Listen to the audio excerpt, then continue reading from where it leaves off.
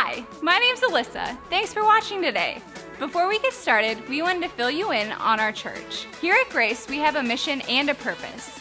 Our goal is to help people discover truth, decide on Jesus, demonstrate change, and deploy for others. If you're looking for a church, we would love for you to come be a part of what God is doing here at Grace.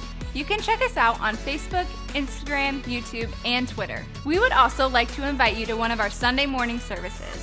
Check out ohiograce.com for a list of campuses and service times in your area. We have a great time gathering for music, hanging out, and learning about who God is and how that affects our lives. Thanks for watching, and we hope to see you here next week at Grace.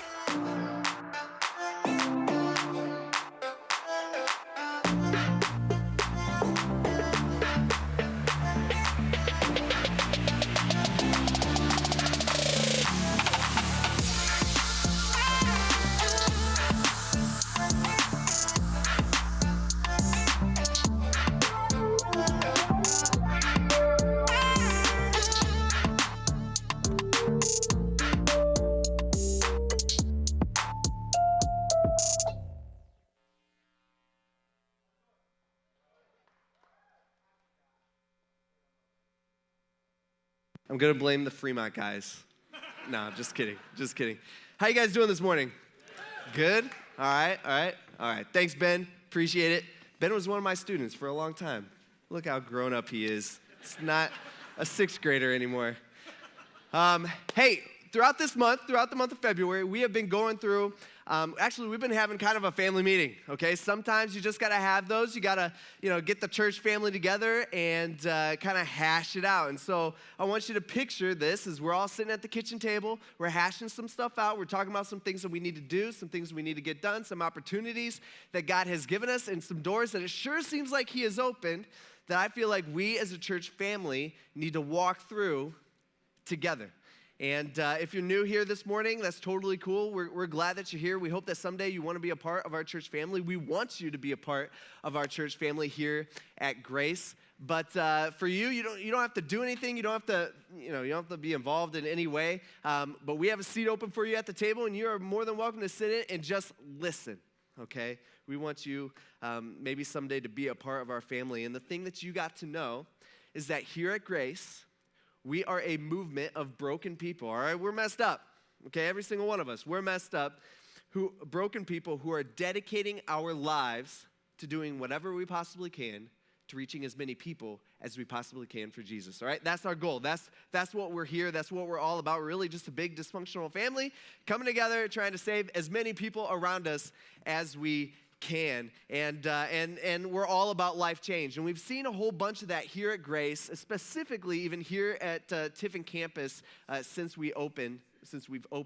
And here's an example of two good friends of mine. My name's Corey Young. This is my beautiful wife, Abigail Young, and my daughter, Nyla. We started attending Grace in January of 2020, so right after Grace had opened. So I grew up in Tiffin my whole entire life. I met Abigail in high school, so we're high school sweethearts. I went to church every Sunday with my grandpa. I did give my life to Christ my senior year in high school.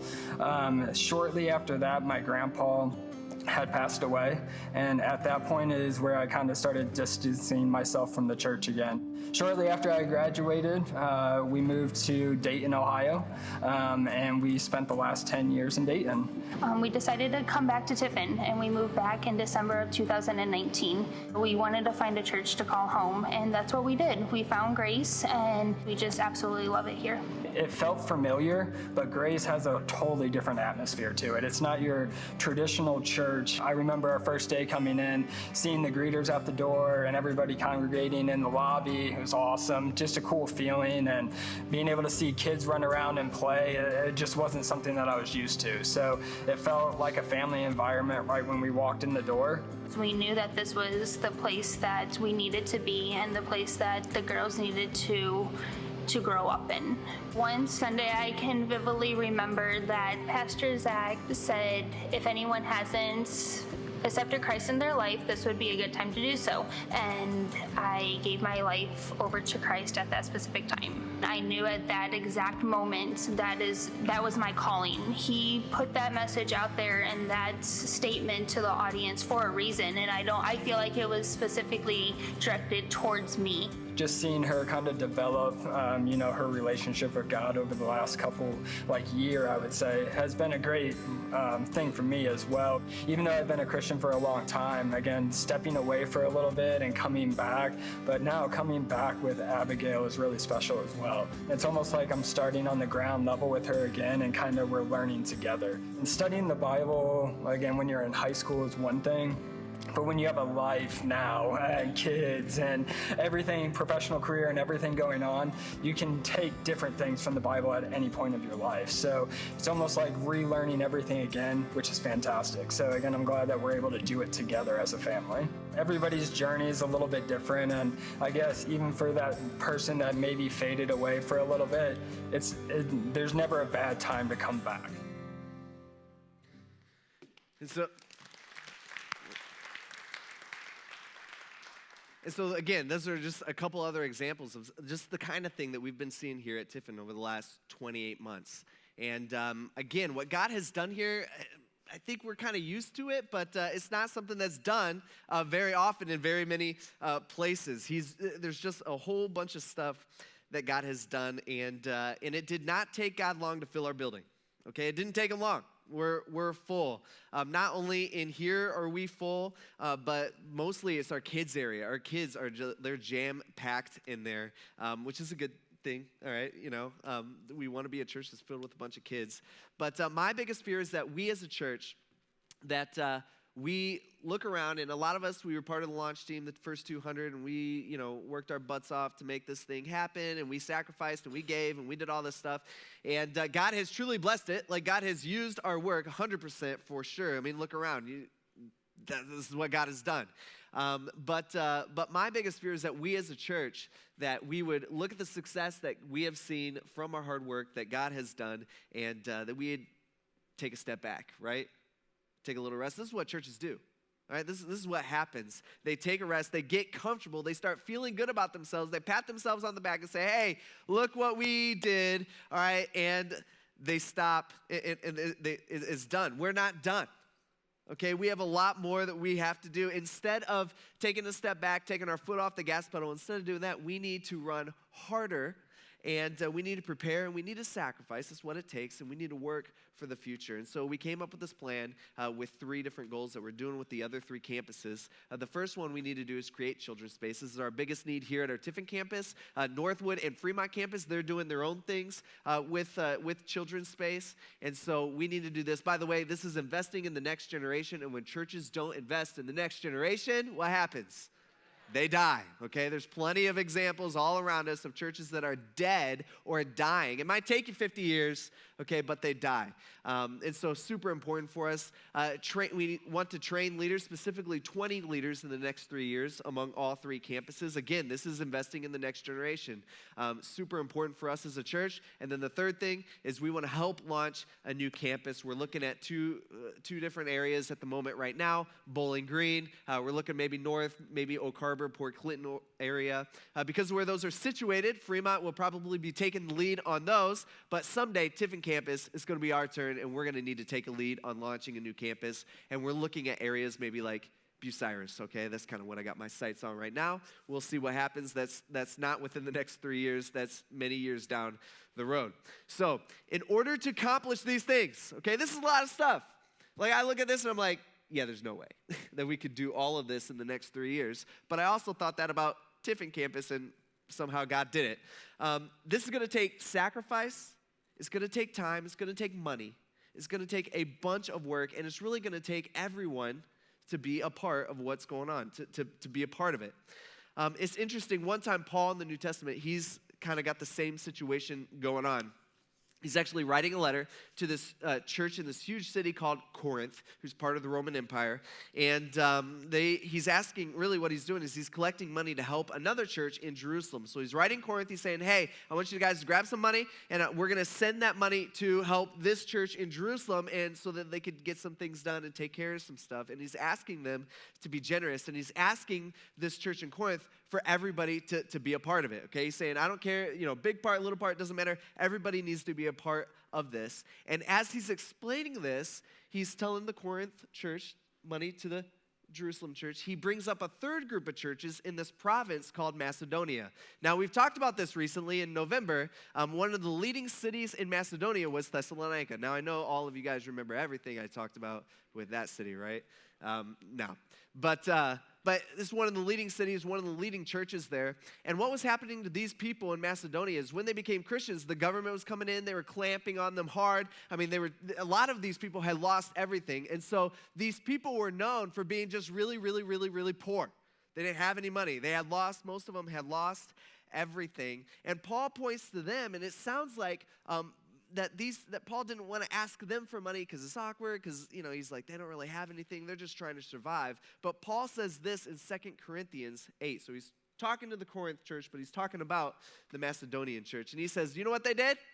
He says, they begged us earnestly for the privilege of sharing in the ministry. He's like, man, these guys, they came up to me. We're there in Macedonia, and they're like, hey, no, we want to be a part of what God is doing too.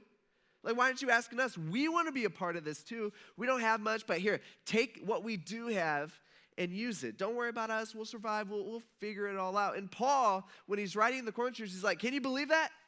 Like, these people are poor.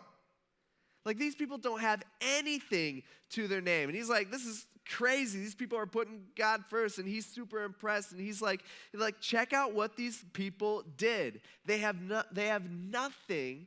And look at their level of generosity. And he points to them. He says, hey, by the way, that's real Christianity right there. That's putting God's needs before our needs. That's putting God first. And then he explains the motivation of why we give and why we sacrifice and why we want to be a part of what God is doing around us. And this is really what applies to us today. And the context here is giving. He says, here's the point.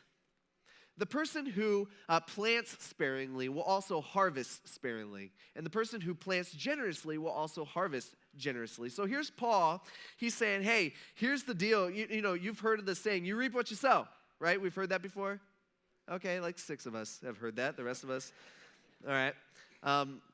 It's an older thing, I guess. I don't know.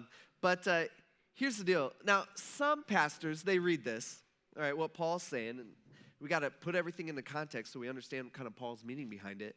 But some pastors use this and they're like, hey, here's the deal. You guys need to give, and God looking at this, he's going to pay you back, and he's going to make you rich, and he's going to turn your $100 into $1,000, and he's going to do this and that and all this stuff.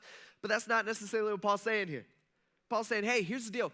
God will give you back, but it may not always be in the form of money. I don't think he's promising that it's an investment of money. Although, let me also say this, kind of the other side of it, is that I can honestly say for me personally that the more I give, the more that God has seemed to bless me financially, okay? That's just in my own personal life. I don't know if that's for everybody or whatever, but that's the truth for me. Money is a tool to use to accomplish our goals, right? Money's not the goal. It's the tool to use to accomplish our goals. And too many times for us, it's like we get so short-sighted that money becomes the goal, right? It's kind of weird how money is just one of those things that seems to trip us up, specifically in our relationship with God, until we see it the way that God has taught us to see it. It's like we got to line money up the way that God has designed money to be. Now, this is what the world teaches us about money. This is what we grow up learning about. The world tells us first you need to live on your money, then you need to save your money. That's probably good. And then at the end, you could give, whatever you have left over, okay? By the way, this is a us first mentality, okay, which is what the world is. Selfish is all about what the world tells us. But God comes on the scene, and Jesus comes on the scene. He's like, no. Here's what I say, flip it. First, you give, right? We talked about this last week and what God says about that. And then we see all throughout the Bible how important saving is. Okay, read Proverbs. Okay, it's all about, hey, you need to be wise with your money. You need to save, and then you need to live on the leftovers. It's the exact opposite. This is a God first mentality, and this is evidence that Jesus is first in your life. Okay, when we go this way, this is evidence that Jesus is first in your life. And so this is what Paul's going to try to get the Corinthian church to understand. He's like, hey, look at the Macedonians. There's your example. All right, I couldn't believe what they did. Look how generous they are, and these people have nothing. And in verse 7, back to 2 Corinthians, he says, here's the deal. Each person should do. Now, what is he talking about? He's talking about giving, okay? He says, each person should give, all right, how? As he has decided in his heart. So here's the deal. Paul, he's kind of boiling it down here. He's like, here, it's a heart issue. Like, God doesn't need your money. He wants your heart. It's a heart issue. It's not your bank account. It has nothing to do with what kind of job you have. It doesn't have anything to do if you have a lot or if you have a little. All right, and this is where we get messed up because our world and our culture, with that and how we're taught, we view giving through the lens of a consumer. Okay, so the way we think is, hey, okay, if I give, what am I going to get? If I give, what am I going to receive? It's almost like we're buying something, which, by the way, is the opposite of what giving actually is. I mean, and it's not just our culture here right now. I mean, we see this all the way back at the beginning. Remember the story of Cain and Abel?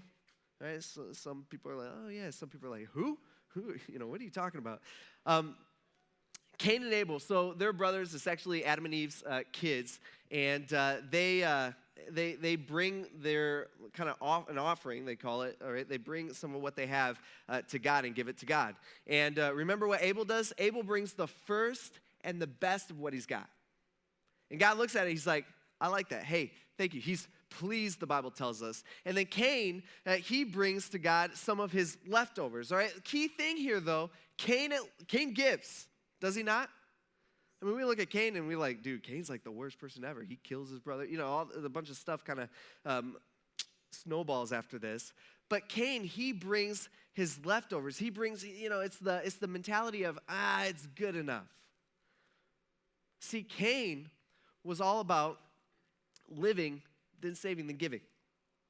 All right, whatever he had left over, that's what he gave to God, and he felt pretty good about that. Hey, it's good enough. But Abel, on the other hand, he was all about giving first. He gave the first and the best, then save, then live. Right? That's what Cain and Abel did. And so what's God do? God rejects Cain's offering. He rejects what Cain brings. He's like, I don't want your leftovers. I want you to trust me, and I want you to have faith in me. I want you to bring me the first and the best. See, a lot of us, when it comes to our time and how we serve, right, and how we give, and just all this stuff, we're supposed to be a part of what the church is doing. We give a lot like Cain. Like we give, but our heart's not in the right place. All right, we don't give God our first and our best. We give God some of our leftovers, some of the stuff that we have, that's it's the good enough kind of mentality. Jesus does the same thing at one time in the New Testament as he's doing his thing. Him and his disciples one day, they're at the temple in Jerusalem. They're kind of hanging out and they're watching stuff. And the Bible tells us that all these rich guys are like pouring in their money into whatever they had at the temple. And so they're pouring their money, and all the disciples are probably ooh and ah and like, man, this is a lot of money. These guys are in their 20s, so they've never seen anything like this before. They're like, man, look at all these rich people just giving their money to God. That is so awesome. And then the Bible tells us that a poor widow, she comes up and she drops in like 2 pennies. And they're sitting across the room, and they're sitting down, and Jesus is like, hey, he calls over his disciples. He's like, hey, did you see that? And they're like, yeah, all that money, that's crazy. What are they going to do with all that or whatever? And I think Jesus smiled, and she says, no. Did you see the lady? Maybe they missed her, right? He says, she gave more. And they're like, what? What do you got to get your eyes checked? Or what are you talking about, Jesus? What do you mean she gave more? I heard that clinking in the jar. That was like 2. And he's like, no, she gave more because she gave everything she had. And those rich guys, they just gave their leftovers. See, it's the heart. It's not about what the amount is. It's the heart. It's the heart behind why we give. And the heart behind why we give, it matters to God. God doesn't need your money. He wants your heart, and what we do with our money reflects our heart. So, he says, each person should give as he has decided in his heart. It's a heart issue, not reluctantly or out of compulsion, since God loves a cheerful giver. He says, and God is able to make every grace overflow to you. He's like, here's the deal. When we give, God, he gives his grace. It really like overflows to us more than what we can handle, so that in every way, always having everything you need. Notice, by the way, he doesn't say everything you want, right? He's saying God's going to take care of everything you need. Yeah, you might not get everything that you want, but God's going to take care of everything that you need, and you may excel in every good work. See, the motivation of Christian generosity is not God's up there in the sky going, you are commanded to give. It's not it. Right? It's not, God doesn't, it's not to please God in a begrudging manner, like, oh, I better do this so God will be happy with me. It's not why we're generous. Our motivation matters to God. The why matters. And it's not so that maybe God will make me rich someday, or God will give me everything that I want, or so that people will see me and they will be impressed with the amount of money that I give and my spirituality. And so, or maybe so God will finally be happy with me. The foundation of generosity for Christians is Jesus on the cross. Happened 2,000 years ago. It's that we did not earn heaven in any way, and God was unbelievably gracious and generous by giving himself, and voluntarily he died on that cross for us, by the way, while we were at our worst. See, that's the gospel. That's the good news. It's we couldn't, so he did. It's not, hey, let me appease God so he will be happy with me. By the way, that's religion. We get that, right? Religion is all about a bunch of rules of do's and don'ts, and you got to do all this stuff in order to make God happy. And maybe someday God will look down on you and he'll say, okay, I'll let you into heaven. All right, that sounds pretty good. Okay, you did enough good. That's not what Christianity, it's not what true Christianity is. It's, hey, he saved me though I am nothing, and I want to give back, specifically in a way that will help others find Jesus too, that will help accomplish our purpose. That's where we're at in our situation with here at our church. All right, that's why we need to build space, because God has filled this building up and we are out of space. Maybe not as much here in the auditorium, which some Sundays is super packed, but specifically in Grace Kids. Did you know last week, all right, as we were sitting in here, last week we had the most kids in Grace Kids we've ever had. All right, it was 119 kids. I mean, it was packed. All right, it's a good thing. But it also means we got to get to work, okay? So it's got that part too. But here's our plan for our children's space. Let me kind of go through this with you. But we want to build 2 buildings at the same time, which will end up saving money. And so I showed you this a couple weeks ago. This is kind of our master plan, rough sketch. The blue part is the building that we are in now. And actually, you could go back to that real quick. And you can see we got a Grace Kids building out front towards, this is 224, and then a Grace Kids building, which will actually be like right behind that wall. And then someday we'll have to build an auditorium, and someday we'll have to build some adult space. We also need those spaces too, but you can only do this one at a time. So the first thing we want to build is a building off the front. I'll explain that first. And that is classrooms, all right? We need more classrooms. Right now, our classrooms are like offices. They were offices at one time, and we've kind of converted them into classrooms. So they're small, and we don't have many of them. And so the first thing we want to do, or among the first things we could go, is we want to build a new addition, which will be here on the front. This is 224 over here. And that will be around 7 good-sized classrooms. And this will help us in several different ways. Number one, it will give us a hallway that is an 8.5-foot hallway that it'll just be a lot easier for parents. So they'll have some space when a kid doesn't want to go into the room. You know, some kids, you gotta kind of coax them in, all right, especially if they're new, and it clogs everything up. You know what I'm talking about? Some of your parents are like, oh, that was me.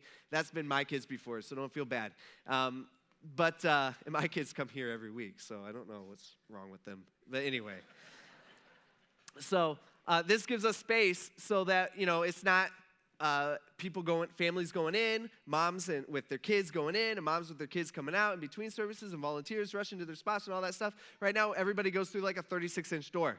This gives us an 8.5-foot hallway that just makes it a lot easier. So it'll make it a lot easier for our parents. The second thing it'll do is it'll be a whole lot better for our kids because the rooms will be bigger, and we'll also be able to split the grades up. So kids will be in their, can kind of be like in their grades or with their age group. And so they'll be able to do a little activity at the table or whatever they do over there. And then they could go transition. They could sit on the floor and do something else within the same room. And it'll just be easier. They won't be packed in a room like sardines. Okay? The third thing is that this will be way better for our volunteers, which, by the way, we're in desperate need of volunteers within our children's area.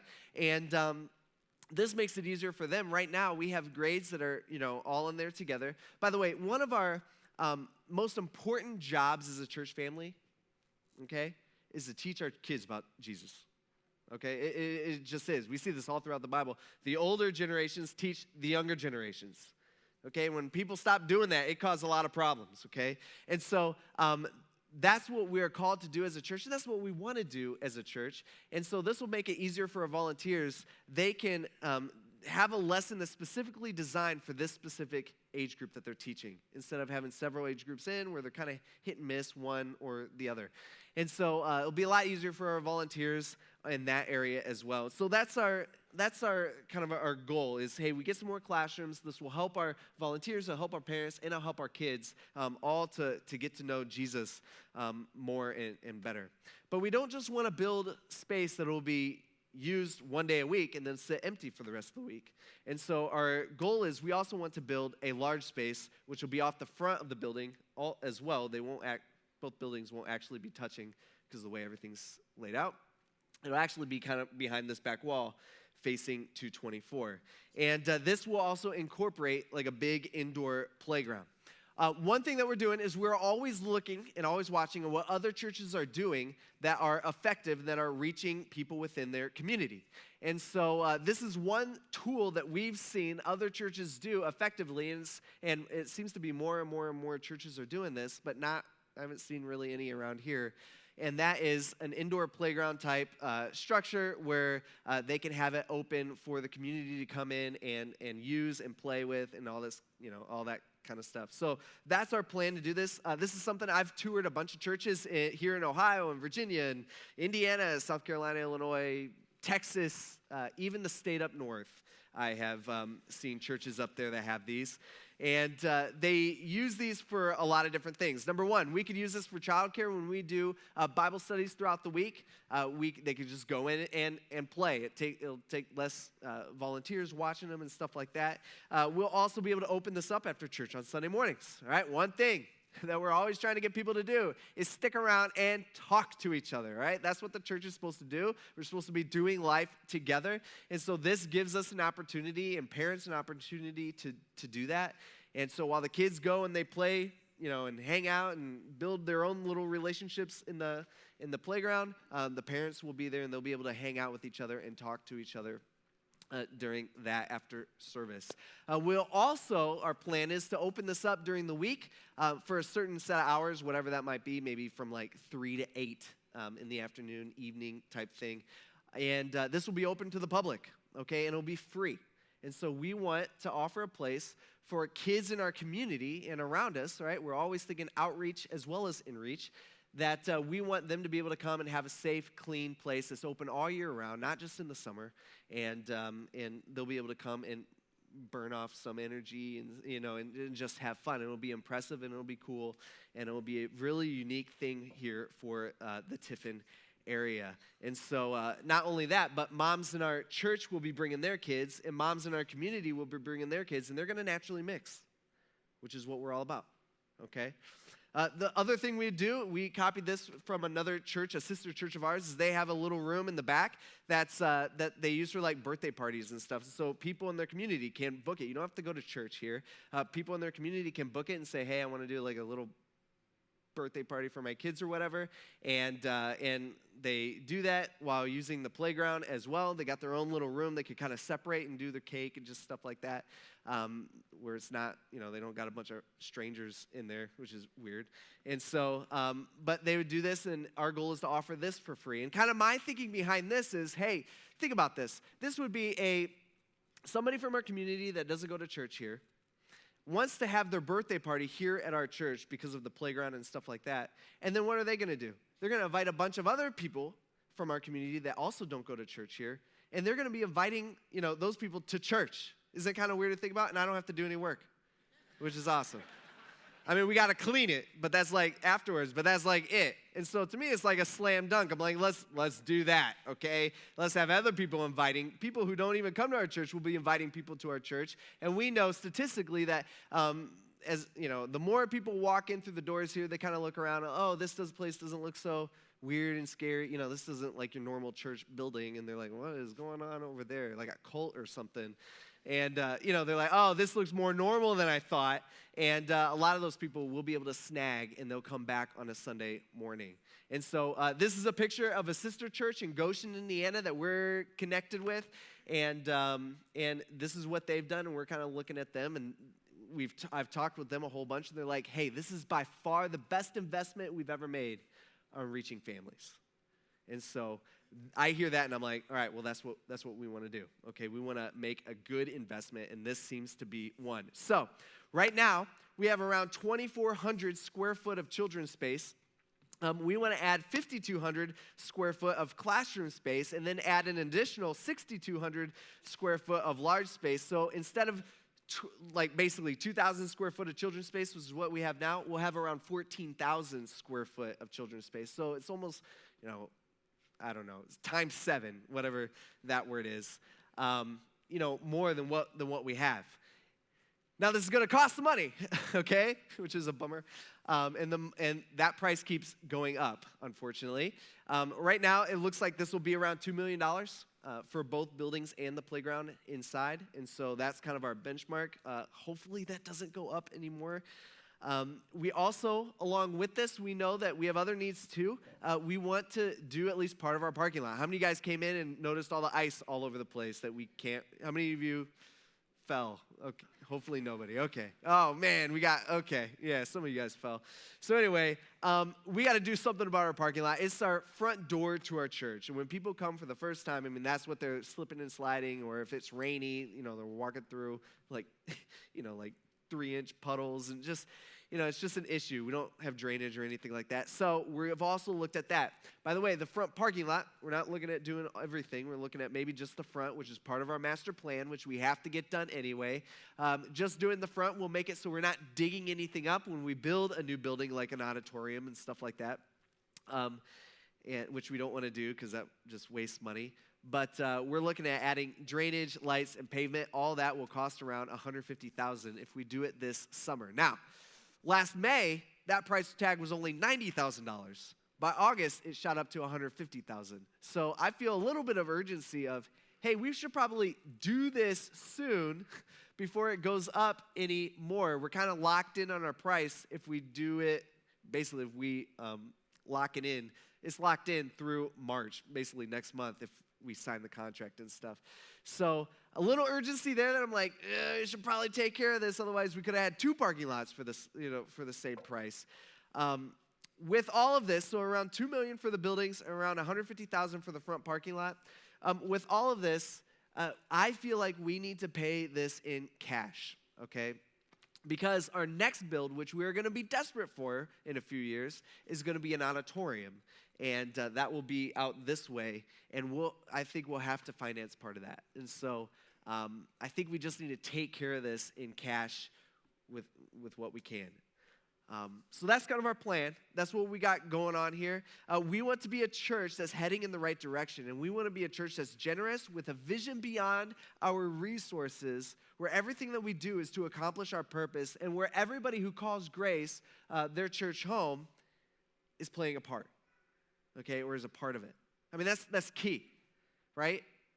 I mean, it's everyone. That's why we're calling this series Everyone on 3. Everybody who calls Grace their church home, we want you to be involved. We're even doing some stuff for kids. We got these little cardboard piggy bank things that got lost in the mail somewhere this week. And we have those we're going to give out to the kids if they want them. And that number, that does a couple things. Not that we're going to make a bunch of money off your kids, okay? That's not what we're thinking at all. Probably lose money anyway on the boxes. But it gives our kids a chance to be a part of it. Like, me as a parent, I look forward in taking all 3 of my kids and saying, okay, they got their little piggy banks at home. They got, like, coins and stuff in there. Where I'll be like, okay, some of this you need to give back to God.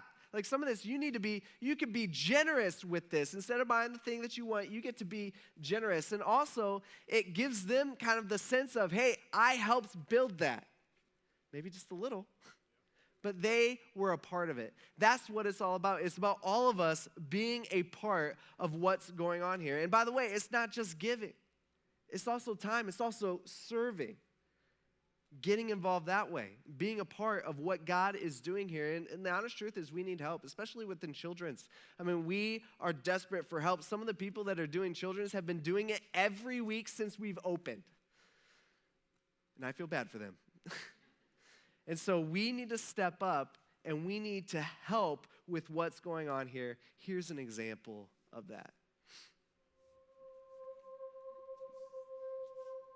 I'm Brian Walton, And I'm Krista Walton. and at a young age, I accepted Jesus as my Lord and Savior in a small country church here just south of Tiffin.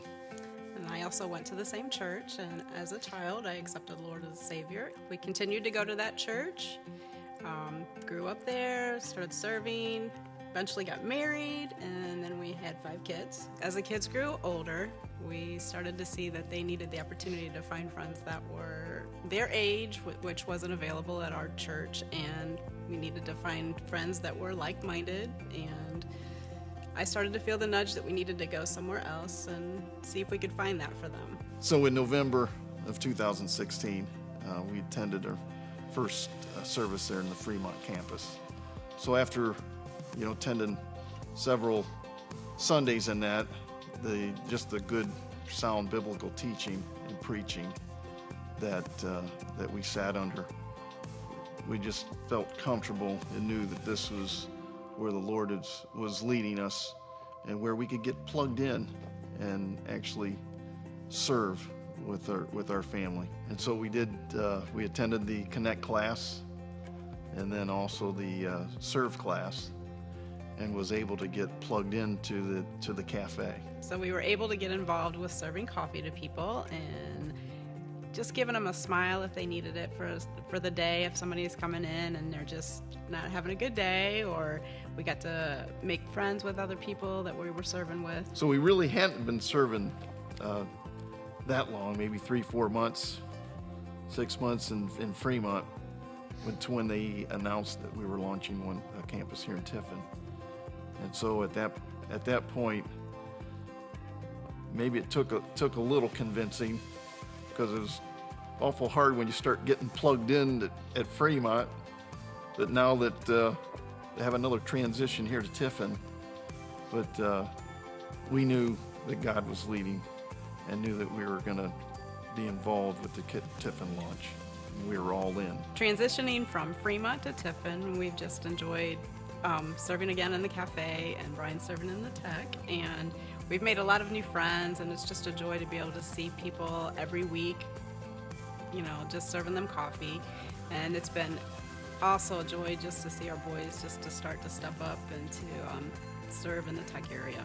What would I say to someone that was like me, that sat in that pew or sat in that cushy seat for 2.5 years, that when you feel that nudge from the Lord, you need to step up and listen?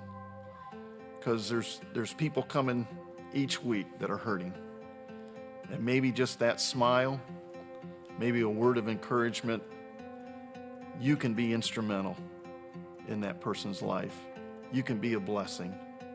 And that's what I think the opportunity that serving here at Grace has given Krista and I, to be able to reach others for the kingdom. See, See, that's what our true purpose is. Like those of us who actually have a real relationship with Jesus, we're a part of what's going on here. I mean, that's what our purpose is helping introduce people to Jesus, just like what Brian was talking about. See, God has designed you to fit here at Grace. And here's the deal. When you don't jump in, it's almost like you're robbing your church family of your resources, your talents, and your abilities that God has specifically given you to help your church family. Right? It's like God, you guys have seen these before, right? Like kids got these. This is my kids. You know what I'm talking about? I don't know what it's called. Shape box thing. That's what I have written down. Okay. Here's the deal. It's like one of those. God has purposely shaped our life. You get that, right? God has purposely shaped your life. He's given you specific resources, talents, and abilities and opportunities that are unique to you. Okay? They're unique. They're specifically for you. And it's how he made you and how he's formed you. And here's the deal. He doesn't make mistakes. Okay? He made you the way that he wants you. And what we're designed to do is he's made you a specific way. We are designed to plug in to an area within our church family that we fit. Okay, we're designed to be a part of it. But here's what we normally do. Isn't it kind of funny? Normally we complain. I don't want to be a square. Right? I want to be a triangle or a circle or trapezoid. I don't even know what a trapezoid is, but I know it's a thing. Right? My kids know what that is. I don't. But I don't want to be a square. I want to be that guy. If only God had given me those talents, or I want those gifts, or those opportunities. I want what that person has, or that person's resources. It's like we complain. If only I had those, then I would serve, or then I would be a part of what's going on in my church, or I'd be a part of what God is doing. You get that the way God has made us, our gifts, our talents, our abilities, our opportunities, our resources, you get those are tools, right? I mean, this is what we talked about last week. Those are tools. He's made us a certain way so that we are to plug in where he has made us. He's given us a purpose. And he's given us all these tools to use. And the question is, what are you going to do with them? Or maybe, what are you doing with them?